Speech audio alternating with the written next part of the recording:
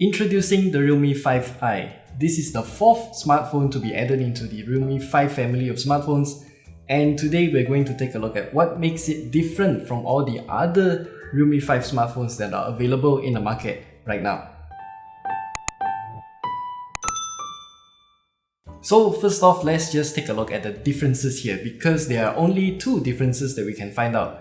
Firstly, the Realme 5i comes with this special bag here. I'd say it's a plastic bag, but it does have this kind of wavy line texture, which I think it's looking pretty good. And it is also available in two different colors. The one we have here is in blue, the other one is in green. And the second difference, believe it or not, is the selfie camera, because on the Realme 5 and the Realme 5S, you have a 13 megapixel front-facing camera, I think, but the Realme 5i only has a 8 megapixel selfie camera. And those are the only two differences that we can find out on the Realme 5i. I would actually call these two changes to be trivial, because number one, if you have this new textured colored bag here, I'm still going to slap a case on it anyway, so this doesn't make a difference to me.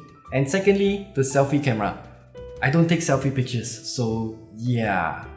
As for the specs, the Realme 5i is actually identical to the Realme 5S and the Realme 5, which it comes with a 6.5-inch 720p display, Snapdragon 665 chipset with 4GB of RAM, 64GB of internal storage, and a 5000 mAh of battery. So if you're going to take these to go play games, yes, you can, but you have to lower down the graphics, especially when it comes to PUBG Mobile, as we have shown in the original Realme 5 review at the top right there. Alright, so you might want to look at the benchmark scores, right? Why not just put it side by side with the Realme 5 and the Realme 5S?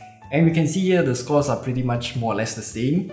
I would say it's still the same specs anyway, so yeah, you can't really differ from that much. And even the rear-facing cameras of the Realme 5i is identical to the Realme 5 as well, because you have a 12 megapixel f1.8 main camera, 8 megapixel f2.2 ultra-wide angle camera, and then a 2 megapixel f2.4 macro camera with another depth sensor at the bottom there.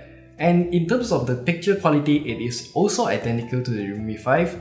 However, I would still say that the dynamic range could be improved, and the macro camera is still a bit wonky, because you can take pictures in that main 12 megapixel camera and then crop it down and it will still look better. In terms of connectivity, the Realme 5i is still the same as the Realme 5 and the Realme 5S, which I think that they shouldn't do that, because it is still using a micro USB port at the bottom, and we have exclaimed over and over again that in the year 2020, no more devices should be using micro USB. Now, before we end this review, comparison or walkthrough of the Realme 5i, whatever you want to call it, how does the Realme 5i fit into the market with the Realme 5 and the Realme 5S? Well, the answer is pretty simple.